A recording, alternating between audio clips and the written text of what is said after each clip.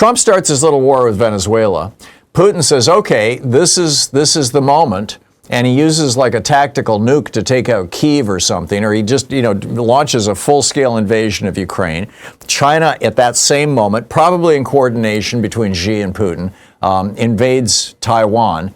And Netanyahu says, oh, now look at this. Everybody's all tied up. I can do, and he starts bombing Iran, and we're in World War III. Program.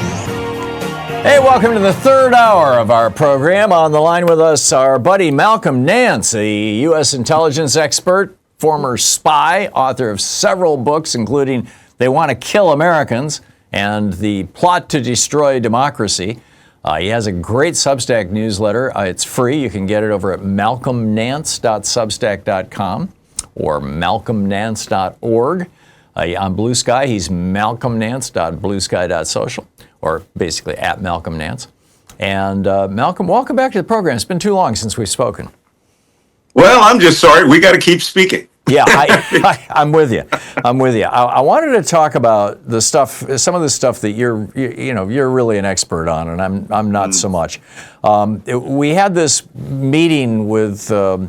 Zelensky, President Zelensky, in the White House last Friday, and apparently Pete Hegseth showed up wearing a tie that was the colors of the Russian flag, white, blue, red, which is kind of bizarre.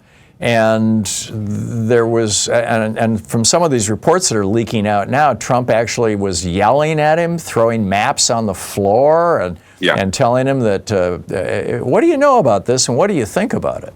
Yeah, I've been watching this ever since that meeting, and I've been talking to other people who know people that were in the room on both sides. And this is bizarre. I want you to look back at the meeting that Trump had with Zelensky last February, where they started, where Trump humiliated him in public. This was worse. This is where Trump humiliated him in private, and essentially, after speaking to Vladimir Putin, intended to get Vladimir Zelensky to accept Russia's proposal to surrender the provinces of Donbass, which Russia invaded in 2014, and Russia only occupies half of that province. It doesn't occupy all of it. And Luhansk, which is the other governorate that Russia invaded in 2014, they would permanently get Crimea and would give back to Ukraine very little parts of Kherson province and Zaporizhzhia province, and essentially reward Russia with the entire southeastern portion of Ukraine, including, here's the kicker, Tom, the sections of Donbass and Luhansk, which the Ukrainians never lost. So it would be the equivalent of saying, yeah, you have half of New York State, but we want everything, including all of New York State and New Jersey as well, to reward us for stopping a war that we, Russia, started. And Trump came to this meeting with Moscow's maps and showed Zelensky that Moscow wants this and you're going to give it to them. He is so incensed about trying to have this, that he's ending this war because there's $500 billion of oligarch money in Russia Trump doesn't have access to. It got pretty bad. So why? I mean, Craig Unger has been reporting on this forever, about Trump going to Russia in the 80s, and his wife's father was a KGB informant, and they flattered him, and he came back here and he published this op-ed saying that we should pull out of NATO and crap on the Japanese, and et cetera, et cetera. There's this persistent belief that Trump has always been an agent of Russia. What's your opinion of why he's doing this? Well, I wrote 3 books about Trump's relationship with Russian intelligence. And when I wrote The Plot to Destroy Democracy and The Plot to Betray America, I went to Putin's offices in Dresden. And Craig Unger wrote about this in House of Putin, House of Trump. And it was first came out from The Guardian, where they found that as early as 1977, Ivana Trump's father was the reporting entity about everything that happened between his daughter, Donald Trump. Every phone call was listened to. When the kids came to go to camp, they were under, Czech intelligence and KGB control. So by 1987, when you mentioned these op-eds about him wanting to be a nuclear arms controller and to possibly run against George Herbert Walker Bush, the KGB had a decade's worth of intelligence collection against him. But Trump has always been fascinated with women and activities behind the Iron Curtain back during the Cold War. Two of his wives are from former Soviet Union states, satellite states that were in the Warsaw Pact. And he just sees Russia as the last bastion of enormous amounts of sanctioned money that he can get access to. This has nothing to do with Ukraine and sovereignty and the defense of democracy. He wants Moscow's sweet, sweet money.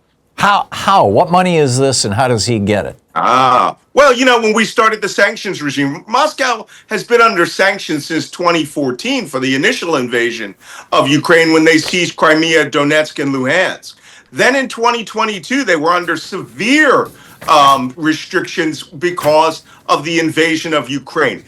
That money is frozen. Moscow's oligarch money, don't forget, Putin himself may be one of the world's richest men with as much as $250 billion of secret hidden funds. They can't bank anywhere in the world that does business with U.S. and Western banks.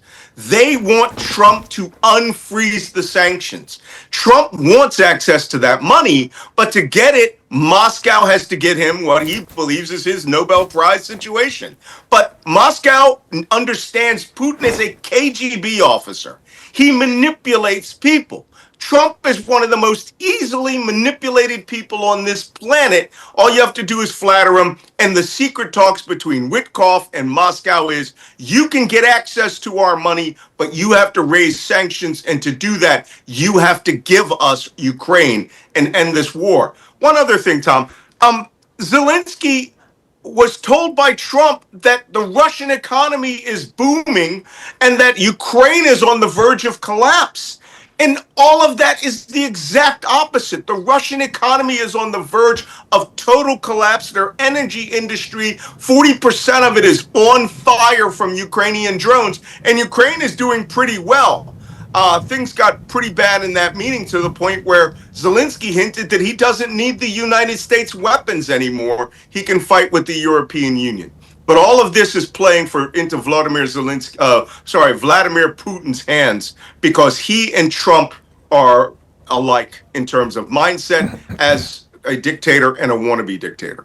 Let me run my nightmare scenario by you and reality test it, if I may.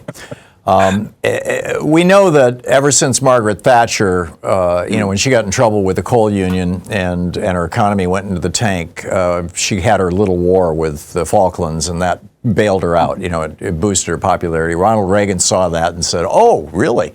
And so when the Marine barracks was blown up in Lebanon and 200 plus Marines died, he needed a distraction, so he invaded Grenada. And then George Herbert Walker Bush had his little war, in Iraq. And then George W. Bush even told Mickey Herskowitz, his biographer, that if he got elected, he was going to have a little war in Iraq, but he was going to make it last until the election so he'd get reelected. This is a Republican thing, these little wars. And it looks to me like Trump is fixing for a little war with Venezuela.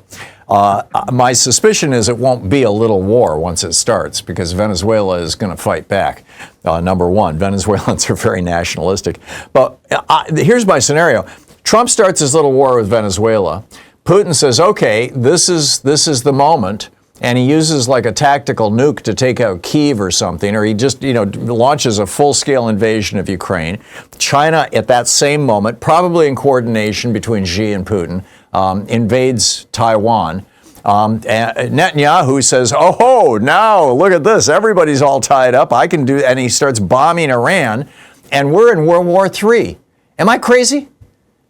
Yeah, let's just put it this way. You have elements of sanity involved in what you've said that are all true and could happen. I would remove the Putin nuking Kyiv.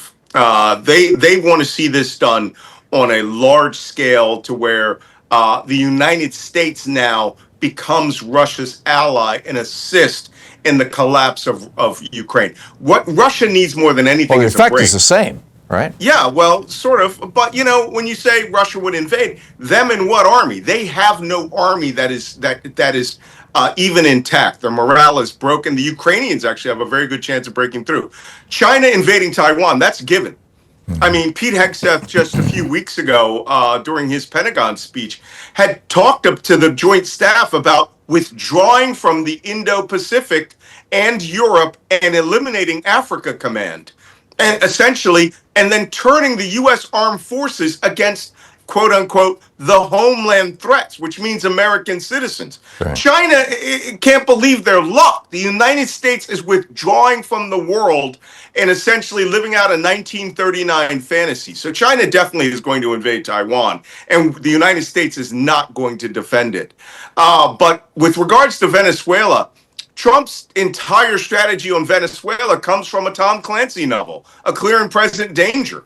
And he wants to put in and has ordered the CIA to put in clandestine services personnel, special operations personnel. We have an armada off of Venezuela right now that is just as big as the armada that was off Yemen when we were doing active cruise missile attacks, bombardments of Yemen, minus a full-scale aircraft carrier battle group.